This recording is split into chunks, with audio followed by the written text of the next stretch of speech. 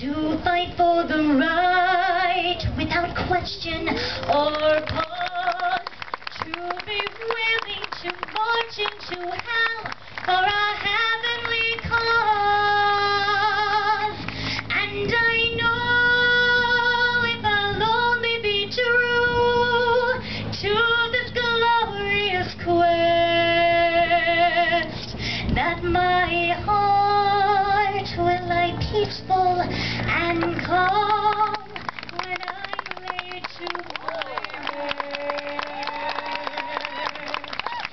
The world will be better for this,